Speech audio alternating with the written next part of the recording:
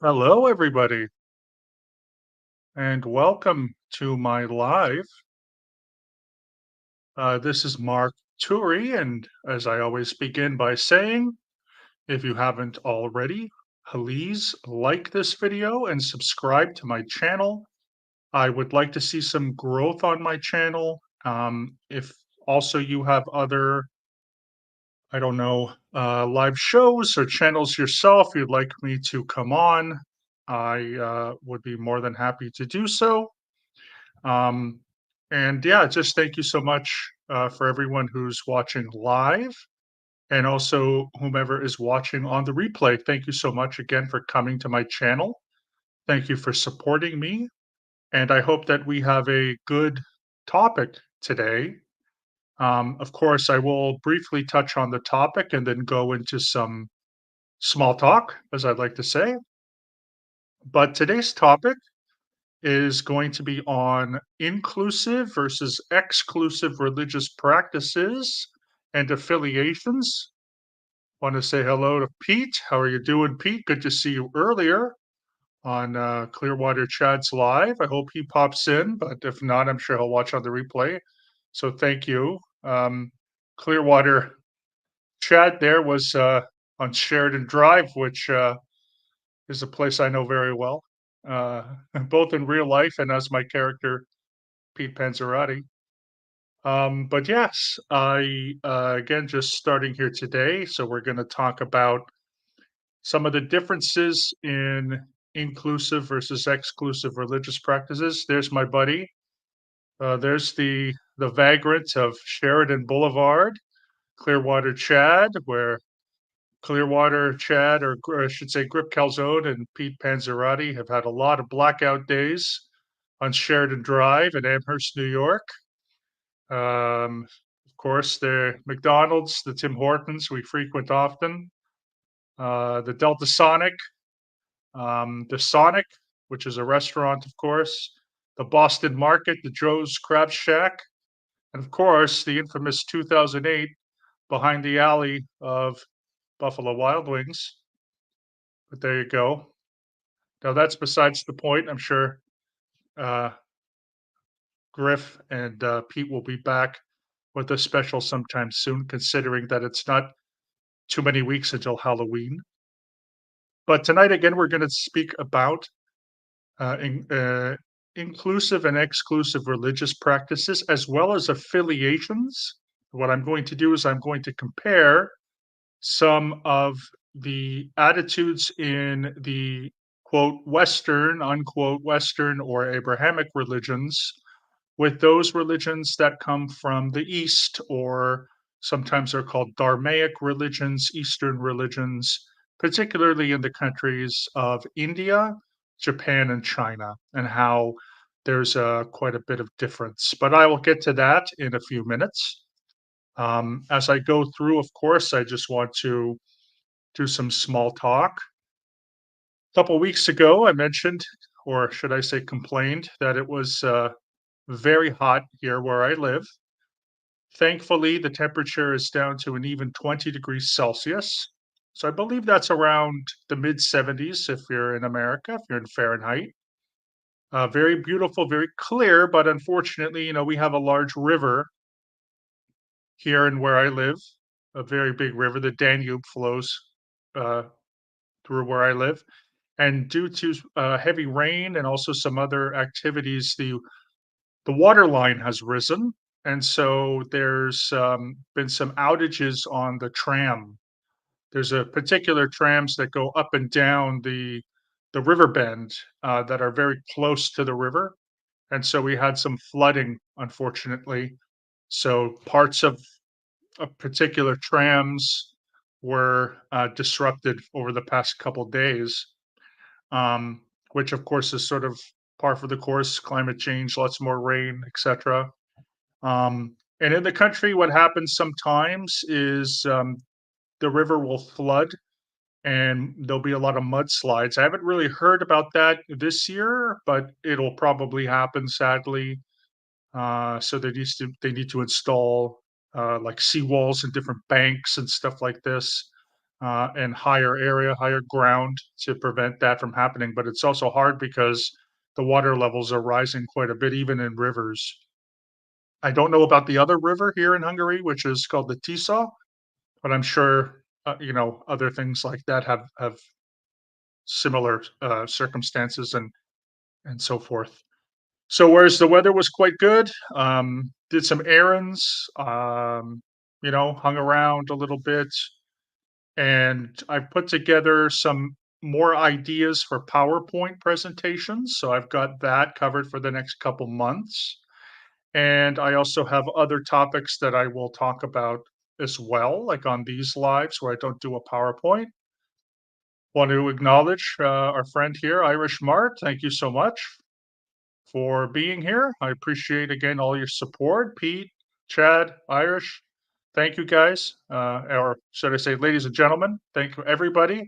However you identify. I know sometimes when people say you guys, it can be a little, uh, you know, microaggressive. So I don't want to say that. But thanks everybody who's here, who supports me. It's my channel. It's good to see everyone here. We're going to have a good, interesting topic discussion. And of course, along the way, if you have questions, please write them into the chat as I go along. I will star them and bring them up as I usually do. And if you're watching on the replay and you have a question, please feel free to comment and I will do my best to answer based on my opinion or if I need to double check a fact as well. Because today I am going to talk about certain religions that I'm familiar with, but I might go outside a little step, and I'll get to that in a few minutes. And so, if someone has a different personal experience, of course, please let me know yours. However, I'm glad, we're right in the middle of September. We have what 6 weeks to Halloween. Weather is actually pretty normal now. It's nice. When it's nice here, it's really cool. It's got a nice breeze, and so it's all good. And when it's either too hot or too rainy, I don't like to go outside. So when it's perfect like this, I'm going to spend more time outside, which is good because I don't know about any of y'all, but during when you're home a lot, you might gain a little weight, or you might get a little weak in the muscles, and now I can actually get some better physical activity, which I've been sort of neglecting during the hot weather. And so that's always a good thing. So I'm always looking forward to that. As far as anything, else, I guess hopefully if some things work out in my personal and professional life, I'll share them with you. Still, trying to focus and work on my thesis, getting which is not due now for 7 months, so I have way more than enough time, and I'm very happy about that. So I will be getting research done, and as I mentioned before, I can go to a few different places and have an excuse to do a research trip, which are, by the way, I love having an excuse to do a research trip because it's not just nice to see another city or a different city other than the one I live in, which is a beautiful city that I love, but it's also nice to have an excuse to do and go to old libraries, which, as I also mentioned, probably my favorite part of being a historian is getting that nitty gritty hands on archival work, which is extremely beneficial and is, to me, the best and most fun part of being a historian. Other than the overall thinking about, what it would have been like in a certain part of history and trying to put myself in people's shoes and, just learning about conflicts and people and societies and all these kinds of things and what went right versus what went wrong is always fun, but really the archives, touching old books and so forth, which I did mention before. So at least I'm good. I hope everyone who's out there had, is having a good week so far, it being Wednesday when this is being recorded. So I hope you had a great weekend. I hope you had a great week, whatever you're doing. If you're retired, if you're working, if you're in school, if you're doing whatever you're doing, I hope that you again had a great week. I hope everyone that it's close to you, and the ones that you love are also doing well. So, it being now 10 after, I am going to get into my presentation. So again, thanks for everyone who's here. Thanks to those who have, who to like this video, subscribe, and who are here on the live, but also for the replay. So thank you for your support. So this week, by popular demand, meaning that I did put up a poll, which I will put up again. Usually I do a poll following my Saturday stream. And just to make one clarification, so if you are watching this again live or on repeat, Saturday I may not be home. I'm not sure, but so if I am, I may switch the time, but I'm pretty sure I won't be available Saturday. So instead of Saturday at 9 p.m. my time, I'm going to have a stream on Sunday at 9 p.m. my time. So just to make some calculations here, that's 8 p.m. on the UK time zone. That's 3 p.m. on the Eastern time zone in North America. So for if you live like in my hometown in Toronto or Buffalo or Miami or whatever. And then if you are in, of course, California or the West Coast or BC, that will be, of course, 12 noon p.m. So it's really the regular time. I'm just doing it one day after. And during that time, I am going to do a history slideshow presentation. I think my first, if I'm not mistaken, right? I've done some Q&As. I did some religion stuff. So I think this is my first one. And we're going to talk about the Romance speakers in the Austro-Hungarian Empire, particularly in the Adriatic region, so of what would be today Croatia, because there are two languages that fascinate the heck out of me, and I want to pass that curiosity on to y'all. And we'll talk about that. And when I mean Romance speakers, obviously I don't mean people who are romantic, who swoon people or swoop people off their feet. I'm talking about the Romance languages. So, those that are similar to French, Portuguese, Spanish, Italian, Romanian, and we'll get into that when I talk about that. It is also based off a presentation that I did for a class previously when I was doing my lectures. So I hope you enjoy that. Again, it'll be a nice, good, nitty gritty kind of, language history, little political history, tad economic history. So it'll be a real history lecture. And again, I hope you all enjoyed that. So please wait until Sunday for that one. I will be back on a regular schedule, most likely again back to Wednesday and Saturday after that. Okay, so again, I had to preface that, and I'll make sure that I talk about that after when I've done my presentation. But now for my presentation. So I was thinking about how, when we talk about comparative religions or comparative religious studies, comparative, of course, means to compare religion and religious practices. I will probably talk about other things, and I've previously spoken about different types of religions and so forth, and differences and similarities. But I really think this one is one I haven't touched on yet. And so most of us probably here probably grew up in either a nation where that had a Christian majority. So that may include those who are, watching from North America, Central South America, Europe, um, maybe parts of Africa, Australia, New Zealand, certainly. A lot of the English speaking world, French speaking world, Portuguese, Spanish, at one time Dutch, Italian, especially if they were overseas world, will know that, Christianity is, the most popular religion or the most popular affiliated religion. Roughly 30%, maybe a little more, maybe 31, 32% of the entire world's population belong to some kind of Christian church. Second, of course, is Islam, which is, mainly popular in North Africa, parts of West Africa, East Africa, Central Africa. Christianity is also, by the way, popular in West and Central Africa, as well as Southern Africa. But Islam is also very, popular and powerful in the Arab world. So that would, of course, be North Africa, West Asia, the Caucasus in places like Chechnya, um, and of course in Central Asia and even parts of Southeast Asia like Malaysia and and in Indonesia.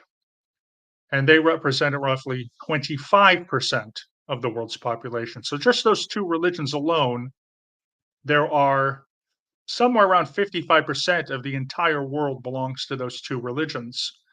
And within those two religions, the Catholic Church or the Roman Catholic Church is the most popular Christian denomination, and Sunni Islam is the most popular Muslim denomination. What these two things have in common, of course, is that both are called Abrahamic religions. And there are other Abrahamic religions. For example, my religion, Judaism, which we claim about 16, that's 1 6 million followers worldwide. And another 5 million people have partial Jewish ancestry, which means that they have either a Jewish father or a Jewish maternal grandfather. Or, of course, they could have uh, some kind of, again, because in Judaism has passed down what's called lineally, or it's a matrilineage. It means passed down through your mother. So your mother's father, your father, and then your father's parents would be considered partial Jewish ancestry. So no more than 21 million of us. But in addition to that, we have a few others. There are other Abrahamic religions. One is the Baha'i faith, which originated in Iran, which was called Persia in the 19th century. It has around 8 million followers. There's a very interesting language called religion called the Druze, and they are an Arabic religion. They are considered actually kind of secretive. Many people from Syria, Lebanon, and even Israel are a part of this, but there's communities worldwide also with the Baha'i faith. There are about 1 to 2 million people.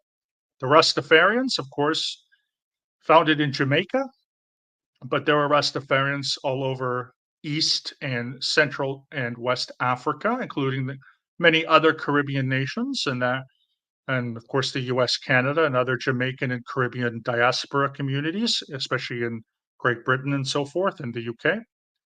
And they're roughly around 700,000 to 1 million.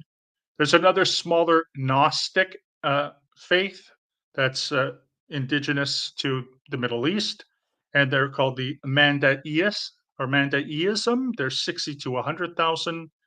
There's a group called the Alazi Babism, which is a precursor to the Baha'is, 1 to 2,000 people, and finally the Samaritans, which there are only 840 individuals, and they all live in Israel.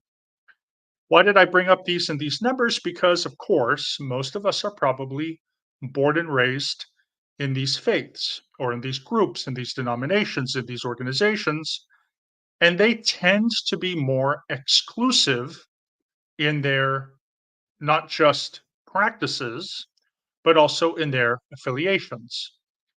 And what I mean by this is that most Abrahamic religions or Western religions, if one is a Christian or Jewish or Muslim, etc., that is your faith. That's your religion. That's what you practice, and that's your affiliation. So there really isn't any other faith that you can be.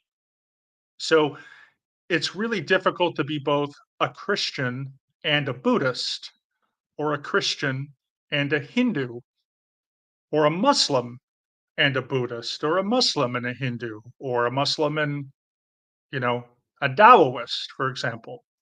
The combinations of adding different religions together, whether it be practices or affiliations, are basically forbidden. Now, in Judaism, we have an interesting thing because we are an ethnic religion or an ethno religion. And if you want to hear more about that on my channel, I have a video called Overview of Religious Studies.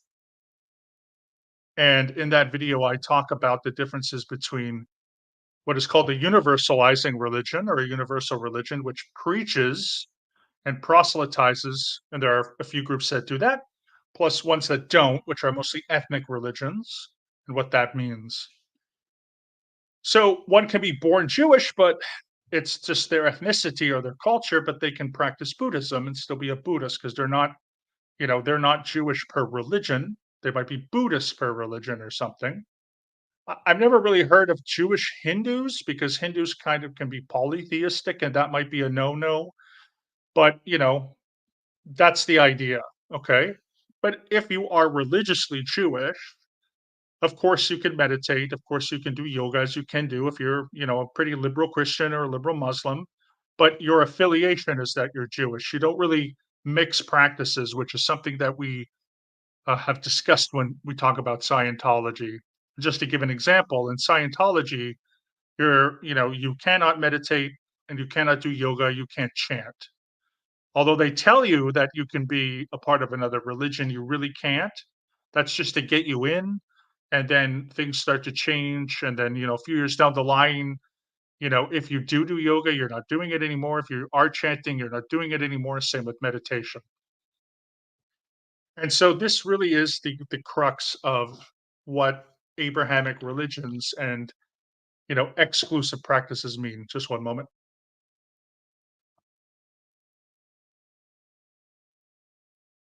Okay, so, a Christian is a Christian. Within Christianity, you have Catholicism. The two main groups is Roman Catholicism and, of course, sometimes called Greek or Byzantine Catholicism, also called Eastern Catholicism. And Protestants, of course, there's many, many, many different types from Anglicans, Baptists, Anabaptists, Methodists, Quakers, Lutherans. I'm probably missing the Amish, whatever. And so there's a lot. And then, of course, they're the Eastern Orthodox uh, churches, which are normally guided by or described by a country or an ethnic group or a language like Russian Orthodox, Greek Orthodox, Georgian Orthodox, Ethiopian Orthodox, Finnish Orthodox, etc. So the way I see it and is that when it comes to these faiths, especially Christianity, but also Judaism and Islam, although I'm not as familiar with Islam, I can really only speak in this case to Christianity and to Judaism, is that normally, although in modern times it's different, Christians would marry Christians. I know Irish Mart is Irish, so it would be very taboo for an Irish person, or excuse me, a Catholic in Ireland to marry a Protestant at certain points. It was also the same in Canada up until recently in America. At one point, if a Roman Catholic married a Protestant, they could be excommunicated. Now, that's changed since the 60s, but was very, very different. Ultimately, sometimes people convert. In Judaism, because we are an ethnic religion or an ethno religion, it really means that we've been marrying within our own group for a long time, and only in modern times have there been what are called interfaith marriages. So, someone who's Jewish who marries a Christian or a Buddhist or whatever, and even in Islam. And normally that only happens, okay, in diaspora communities, and especially like in Canada or the US or the United Kingdom or France or something like this that is more what we might call multicultural. Same with Australia, New Zealand, right? Mostly in Israel, Jews are marrying Jews. Mostly in Algeria, are marrying Muslims. Same with Saudi Arabia, and I'm not sure exactly if it's like this again in Ireland, but I'm pretty sure that there's still some hardliners. Catholics are marrying Catholics, and Protestants are marrying Protestants, and so on, and even in England and so forth. Just want to say hello to my friend Joe Giuseppe. Yes, I am interrupting this to say hello, Joe, because you are a celebrity around here, and you will be. We are guaranteeing that you have a throne. Um, so there we go, a throne when we all ascend in the cult. Thank you, Geeky Streams, Geeky Topics. Since you mentioned, yeah, Jewish Hindus, again, I'm not even sure if there are. There probably are, ethnically Jewish people, culturally Jewish people who have converted to Hinduism who would no longer be religiously Jewish. But yeah, Jewish Buddhists, a lot of them are. There's a lot of Jewish Buddhists. In fact, if you're all young and you all know the actor, her name is Maya Hawke. She is the daughter of Ethan Hawke and Uma Thurman. Uma Thurman is the daughter of Robert Thurman, who I think he's Jewish, if I'm not mistaken. Somebody please check on that one. But he's a Buddhist scholar. I think he's Jewish. Maybe I gave the wrong indication there. If you remember the Beastie Boys, the late great Adam Yacht was born to a Jewish family in New York City and became a Tibetan Buddhist later in his life. And there's a ton, like there's quite a few of Jewish Buddhists. But again, Jewish by ethnicity, Buddhism by religion. Celebrity now, yes, you, Chad, Pete, and everyone else, you all have thrones. I'm not sure if they'll be like the Game of Thrones, but we'll figure that out. And so yeah, so this kind of thing with Abrahamic faiths is something that is exclusive, right? But there's a whole different world out there, and there's different cultures. Okay. Oh, there we go. Adam Yauch. Okay, he coined the term Jubu. Somebody look up if Robert Thurman is Jewish. I want to say he is. That's Uma Thurman's father. But you can also look on like Wikipedia, a list of Jewish Buddhists. Like maybe Allen Ginsberg was one. I think Allen Ginsberg, who was like a beat poet, I think he did Zen Buddhism. So I think he was one of them. And I forget who else, but I'm sure there's quite a few. Um, So there is that, but there's another world out there. And what I find interesting is a lot of people kind of assume that all religions are the same, especially they believe that whatever religion they were raised in, the same characteristics apply to other religions. And in some cases, that's true. And in some cases, that isn't, right? So these exclusive religious practices, this idea of no intermarriage, no interfaith marriage. Christians marry Christians, especially if in the same denomination. I mean, I'm sure 50, 60 years ago in America, if a Lutheran married a Protestant, there'd be, or a Lutheran married a Methodist, or a Baptist married an Episcopalian, there'd probably be some hoopla as well, right? I definitely know, in Judaism, if someone who's really Orthodox marries someone who's very liberal and reform, and what do you do with raising the children, especially if you're a Jewish man and you marry a non-Jewish woman? The expectation, especially in Orthodox communities, is that the Jewish women will convert because then their children will be Jewish. Now, if you're a Jewish woman who marries a non-Jewish man, sometimes people don't care because you're you know, if you marry a Rastafarian, you know, man from Jamaica, you're, whatever, American Jewish young woman marries a Rastafarian man from Jamaica, their children are Jewish no matter what. So people like me, I have pressure on having to marry a Jewish woman because or else my children, which I don't know, if I haven't not even sure I really want kids, but that's just the pressure that you get when you're, like myself. I'm over 40. So, what is my future? What will my kids be like? Whatever. But ultimately, those are personal choices. So when we go to the East, and I'm going to talk about India, as I mentioned before, Japan and China, where things are flipped on its head. Okay. They're just absolutely and completely flipped on its head. Before I start that, I want people to understand that I've heard this term a couple times before, and this term is called cafeteria style religion.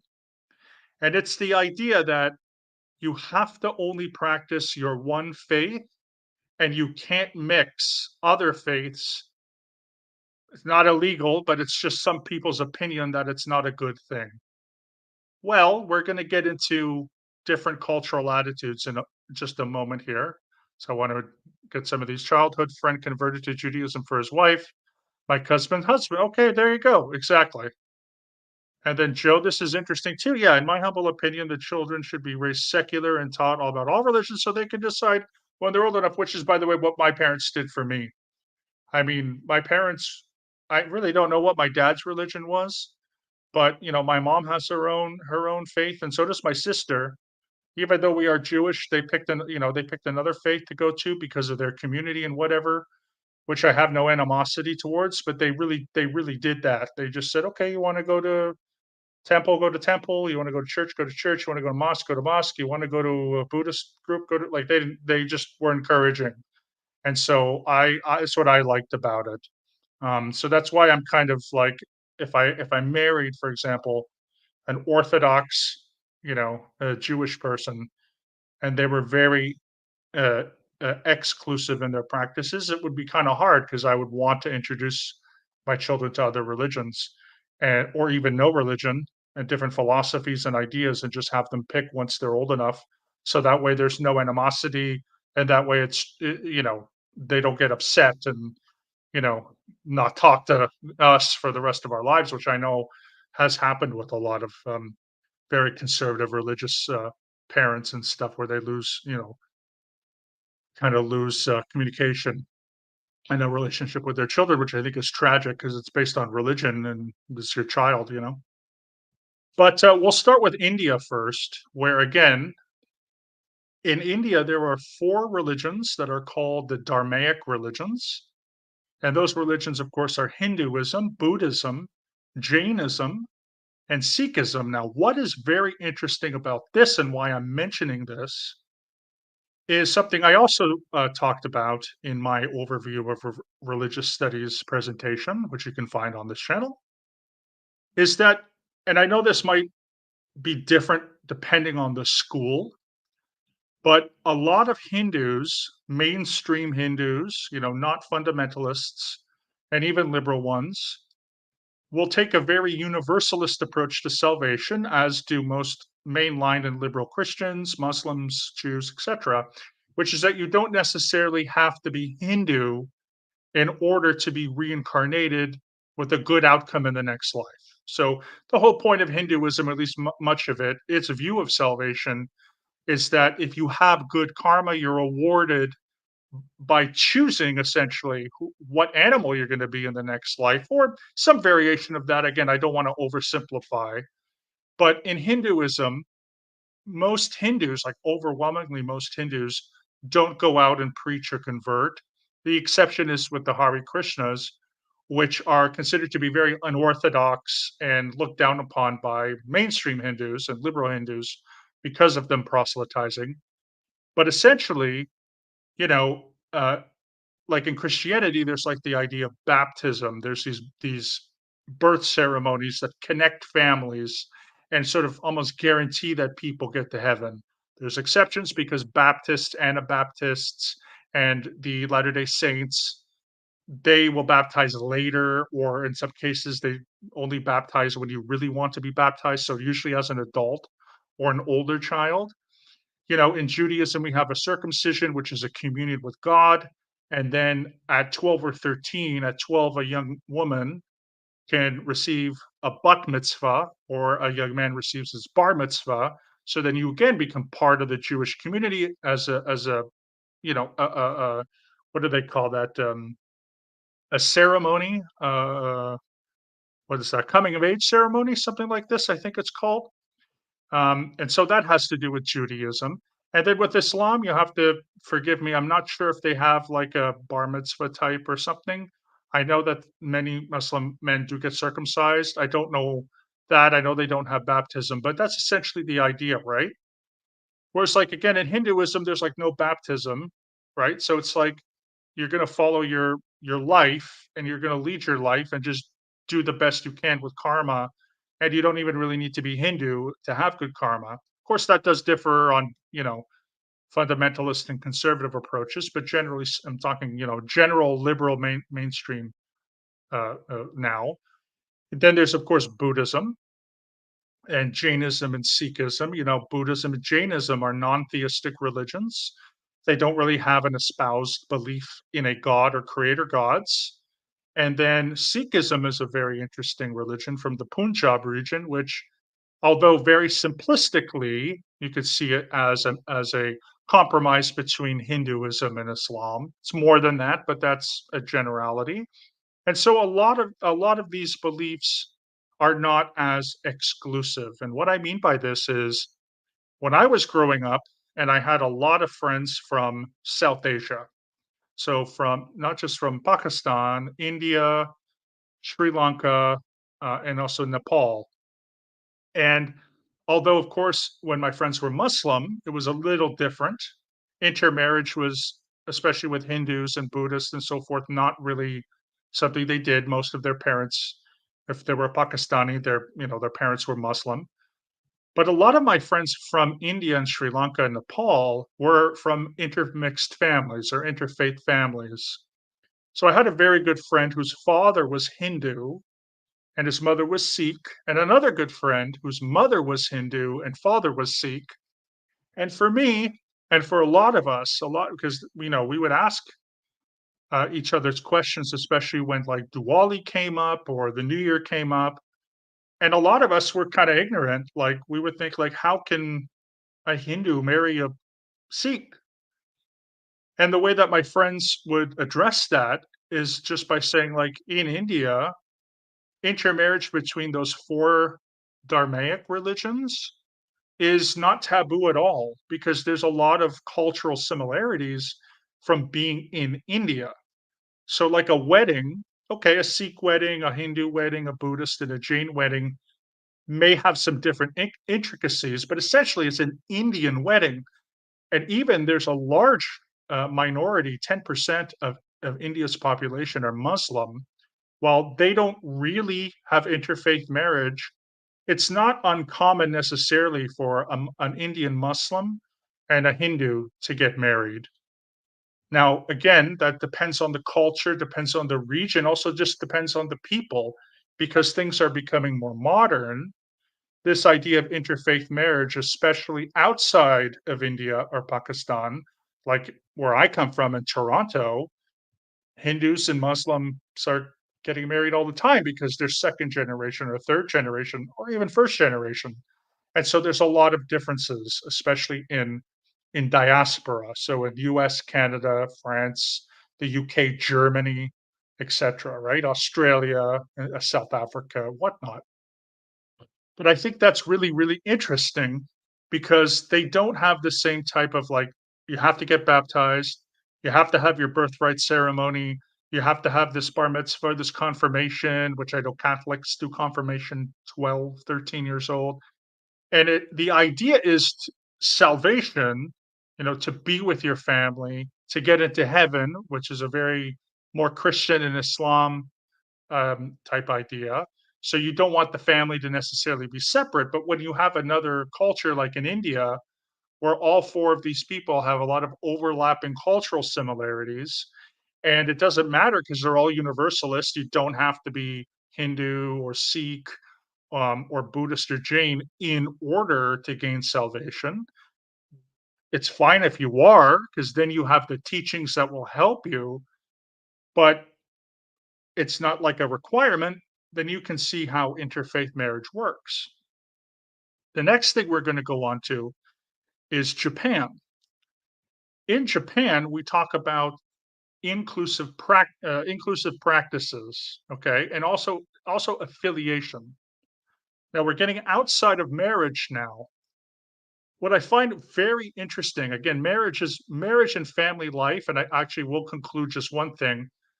Um, an interfaith South Asian family will often do as Joe pointed out, for example, which is they will raise their children in both religions. So my friends that were Hindu and Sikh were raised Hindu and Sikh.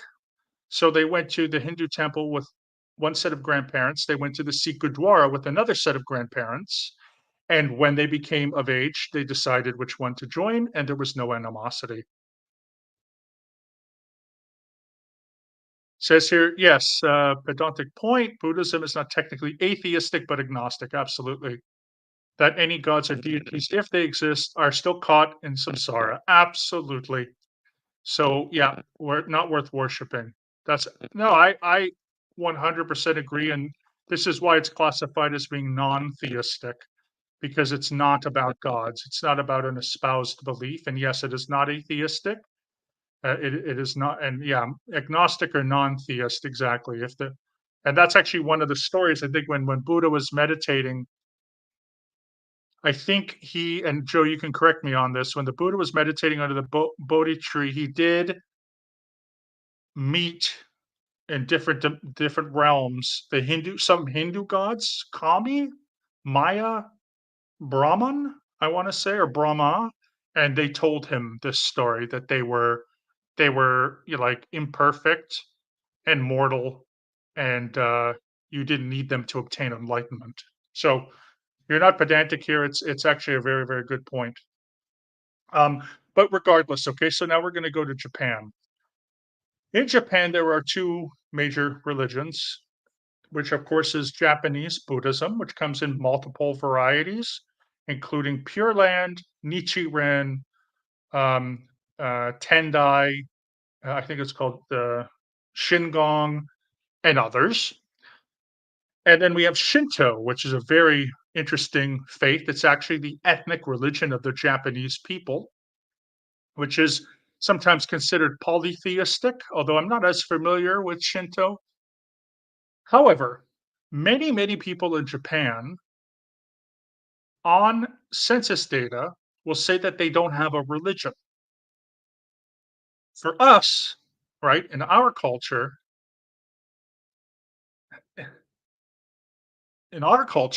that means atheist, non-believer, or just someone who might believe, but they don't actually do any rituals or traditions or so forth.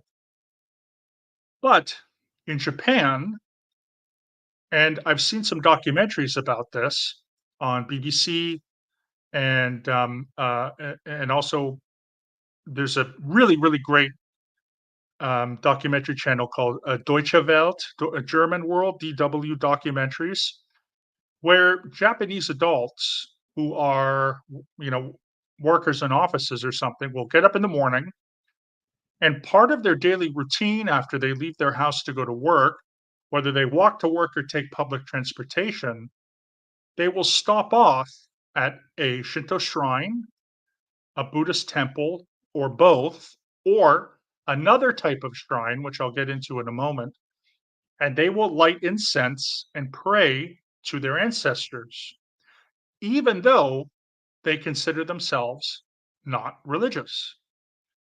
Because in Japan, religious means to be heavily devout. And oftentimes, religion is seen as Christianity, which there are Christians in Japan, not many, but there are, or Muslims, or again, back to the Abrahamic religions, there's a community of the Baha'i faith. So, like that worship and devotion to God or something like that, that's what religion means in Japan.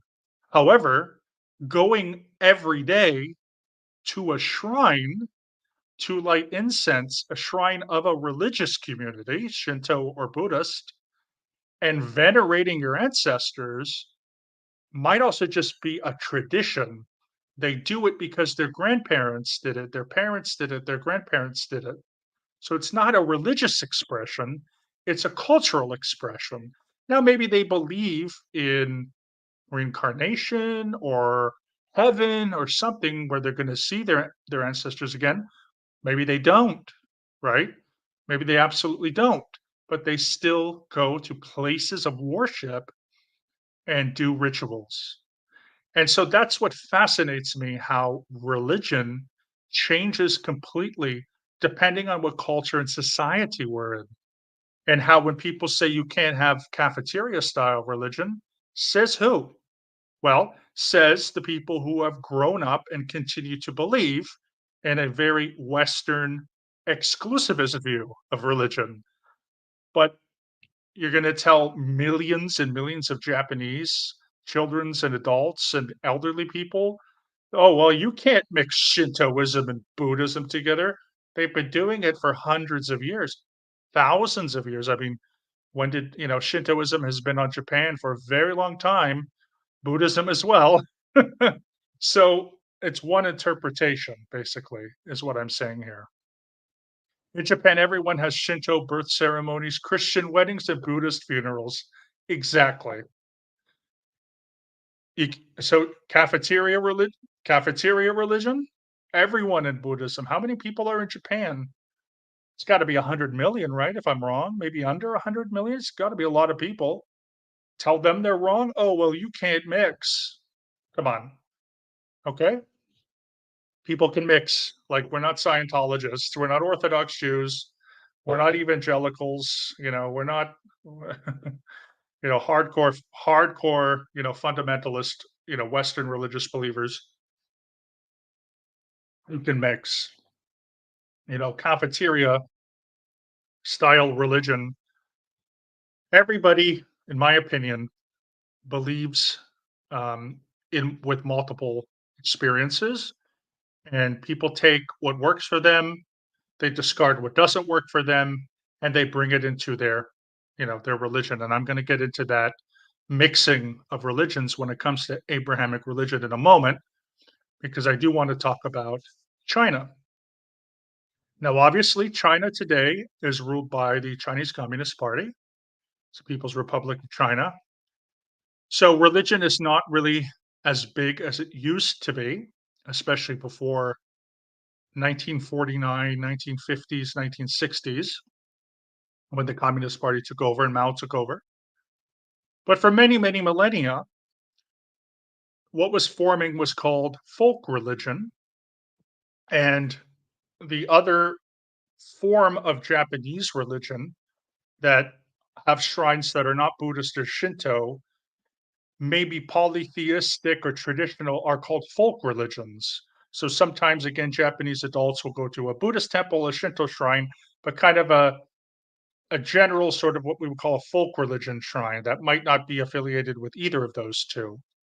But in China, Chinese folk religion is a combination of Mahayana Buddhism, which generally in China comes in Pure Land Buddhism or their form of Zen Buddhism, which is called Chan Buddhism.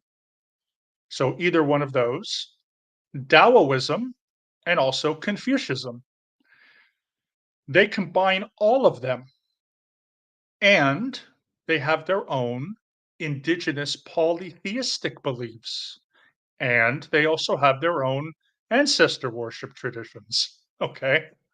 So these are like five things: Buddhism, Taoism, Confucianism, polytheism, indigenous polytheism of the Han Chinese and the Sino people, and the ancestor worship that also cascades all around Asia, from Mongolia to Korea to Laos and Cambodia and Tibet and all over. Okay.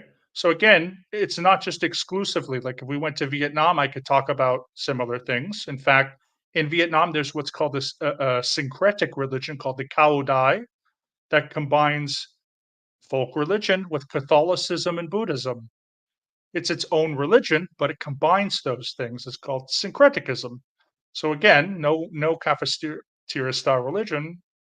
People have been doing it for centuries, decades, millennia. Okay. And in China, so Buddhism, of course, in Mahayana Buddhism tends to be, in some cases, an adapter, especially Pure Land Buddhism, adapts a lot of these polytheistic principles.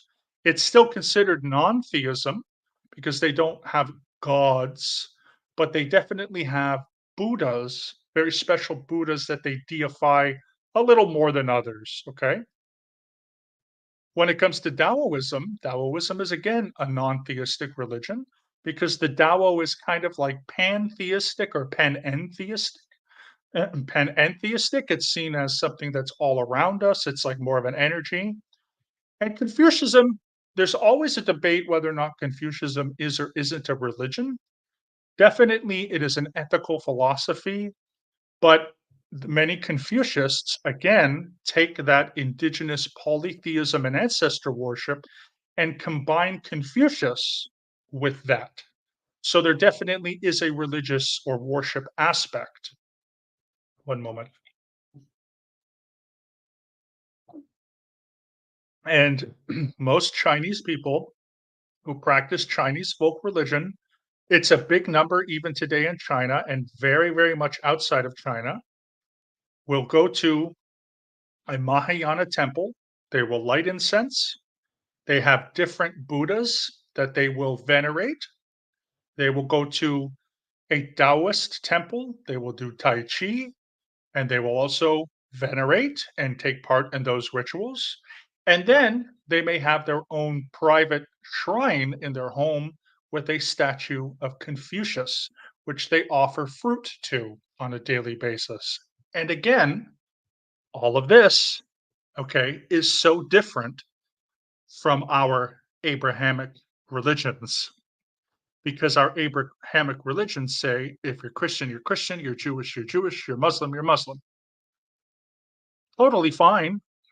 You know, I affiliate with a Jewish synagogue. I'm Jewish. Now, I've been inspired by a lot of different religions, religious humanism, Buddhism, Baha'i faith, Ekankar, Scientology, even though it was a negative experience, it still was one. The Unitarian Universalist Association, um, I could the Self Realization Fellowship. I've been to many of these different groups, and again, you can find some of those on my channel with interviews I did with Doug Scott Kramer. And of course, I take them with me, right? Okay, I don't meditate anymore. I used to. Last year, year before, I used to meditate. I stopped doing it because I've always tried and always liked doing meditating, but I don't have the time for it. So I stopped. I've never done yoga, never done Tai Chi, but you know what? If I want to do it, I'll do it. There's nothing stopping me. And of course, we're all inspired by the things that we learn and have learned in our lives. Joe says here, the all or nothing thing reminds me of my cult. Exactly. I think it's healthy to be able to pick what works and what doesn't. And yeah, exactly. And leave what doesn't. And by the way, we all do that. Every single person on the planet. So if you've ever spoken to people who might be in a religion, and I get this all the time from some, but not all Orthodox Jews, which is the purity test. Are you Jewish? Okay, yes, my mom is Jewish, but they give me another 15 different things I have to say yes or no to. And if I say no to one, I'm not Jewish. Well, but that doesn't like these are the police, right? The police telling you what is and isn't, whether it's Jewish, Christian, Buddhist, or whatever. It's like, do you drink alcohol? And you say yes. Oh, well, you can't be Christian. Who says so? Do you eat meat? Yes. Oh, well, you can't be a real Buddhist. It's like, get over yourself. You do what you do. I'll do what I do. And, if it doesn't interfere, then just live and let live. But some people can't do that. And so my point on that is when people talk about this idea of purity, the Abrahamic religions have been heavily, heavily inspired and borrowed from another religion which is not considered Abrahamic, but it's the Zoroastrian religion. If anybody knows anything about Zoroastrians, there's roughly 100,000, maybe less than that in our world today. They were chased out of Iran, so many live um, in India, where they're called Parsis, as well as East Africa, Canada, America, and of course, the United Kingdom and other places around the world. They're a very small community, like Jewish people. You're born into it if your mother is Zoroastrian, but unlike Judaism, there's no chance to convert, which is one of the reasons why, there were a heck of a lot of them during the ancient Persian times, and now the community has gone kind of smaller. There are some concepts such as um, the end of the world phenomenon, the end times phenomenon, which comes from Zoroastrianism. Resurrection of the dead comes from Zoroastrianism. Um, in Christianity, you have God in heaven, but you also have Satan, the fallen angel in hell. There's some teachings in different cultures that have a good God and a bad God. Now, I know Satan is not God. I'm not going to say that he is, because I know that's not true. That's not the interpretation. But the idea of having one good divinity, one evil divinity, Zoroastrianism had that too. The ancient Egyptians, ancient Sumerians, the ancient Phoenicians, Carthaginians, Canaanites, which Hebrew people come from Canaanites, which are Phoenicians, the ancient Sumerians, Assyrians, Babylonians had many stories that involved a Messiah, that involved resurrection of the dead, the end times, a flood, the creation of the world, which creation myth, and again, myth doesn't mean false, it just means an epic story, by the way. So when people say that's a myth, you're really saying it's an epic story. Also is found in indigenous cultures all around the world, North and South America, Europe, Africa, the quote unquote pagan beliefs, the pagan beliefs from, the early Europeans to the early peoples of pre-Islamic cultures to, the Arab, pre-Muslim Arabs all had stories like this. So we borrow from people. This is what we do. And also, that's okay as well, right? A lot of people who are anti religious or religious skeptics will say, because Egypt had a story, that Christianity had a story, and the pagans had a story, and the Zoroastrians had a story, it means they're all wrong. Okay. But like, it also doesn't mean it's 100% right, doesn't mean it's 100% wrong. It just means that we borrow from each other. And that's what human beings do. Okay. And we've codified and solidified some of these. I consider them to be metaphors and allegories. And I've talked on at length about that and how I see, what I would call the Hebrew Bible or the Tanakh, which in the Christian world would be called the Old Testament. I see that more as an allegory or a metaphor, which is how a lot of people in the past took those teachings, because only in recent times did what is called biblical or sacred text literalism become a thing. It's only within the past couple hundred years. Okay. So again, all or nothing, you can only be this or that, purity tests, those people you kind of have to feel sorry for. Okay. Because they're living in that world where I also spoke about feedback loops and echo chambers, and those are hard to get out of. They're very up for the confirmation bias. I'm pure. I know it's subjective. I know I'm going to be saved. I know where I'm going when I die. I know what I know, what I know. And if it doesn't confirm my own bias, then that person can't be Jewish, or they can't be Christian, or they can't be Buddhist, or they can't be this, or they can't be that, or they, whatever. Right. And it works in politics. You're not a liberal, or you're not real conservative. You're not a real Marxist. You're not a real monarchist, because I'm on the ivory tower looking down, You don't really know science. That's always a good one too. People who have never been in a lab before, who have no science education, telling people what is and isn't science. It's the same with religion. It's the same with culture. It's the same with gender. It's the same with everything else. So, my whole conclusion here today is just understand that there are more layers to this onion, that when we think of religion, we also have to think a little bit outside the box that we were born and raised. So, for those that were born and raised into Christianity, Judaism, Islam, it is absolutely the case that when we are part of those religions, we are part of those religions. It does not mean that we can't borrow and take things. There are rabbis that meditate. There are Catholic monks that meditate. There are Muslim imams that do yoga and Tai Chi and so forth, right? There are spiritual practices that might be interpreted as secular that come from maybe a religious or a spiritual physical practice or a metaphysical practice. There's nothing wrong with that.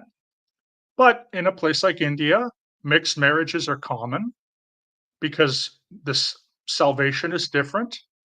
Children are introduced to different religions and then told when they're an adult, they'll pick whatever they want as a religion, and there's no animosity for the most part. Again, I understand that there are always exceptions to that because salvation is different. When it comes to Japan, non-religious adults with no religious affiliations will go to a temple, a shrine, or some kind of place of spiritual worship or whatever, light incense and pray to their ancestors or even to gods of the past to give them guidance because that's what their family did. So that's what they do now. And they may not have, again, they may not have any religious affiliation. And in China, it's common for Buddhism, Mahayana Buddhism, Taoism, and Confucianism, including indigenous polytheism and ancestor worship, to be fused together into what is called Chinese folk religion, where people will have multiple shrines that they will, pray to Buddhas, divine Mahayana Buddhas, and so forth. They will also do Tai Chi, and they will go to, do blessings from Taoist priests. And again, they may even have a shrine to Confucius where they give offerings, daily offerings to Confucius. And none of that contradicts each other. Yes, it is, for example, cafeteria, but so is everything else. And yes, bodhisattvas and Buddhas. I think it's both, right, Joe? If I'm not mistaken. So the Mahayana, I'm a little less familiar with, but I think they have both because I think they have divine Buddhas. They definitely have bodhisattvas, but I do believe that they also have what they call divine Buddhas, like the laughing Buddha, the Buddha that has the belly, I think was a Buddha. Now you can tell me maybe he also was a bodhisattva. Maybe I'm getting this mistaken, but there's different versions. But regardless, there is some kind of veneration or worship or reverence to these things. So after I conclude here, I just want to say thank you. Or before I conclude, I should say, not after, because we're not going to be on after. But before I make my conclusion, I just want to say thank you again to everyone who was on here, who has who's supporting me. Please like and subscribe to my to this video. Like this video, subscribe to my channel. And for my schedule, I'm going to be back on Sunday. As I mentioned earlier, I probably will be busy on Saturday. And on Sunday, I'm going to do a history PowerPoint. And that history PowerPoint is going to be on Romance speakers in Romance speaking minorities in the Austro-Hungarian Empire, specifically in the Adriatic region, a place called Istria. And we're going to learn about a couple groups, their languages, their similarities, their differences, and some of the intricacies. And I believe that's my first like full history PowerPoint. I also have a lot of other really interesting topics that I would like to go through. And so I will have a poll probably on or after Sunday to what we're going to talk about next.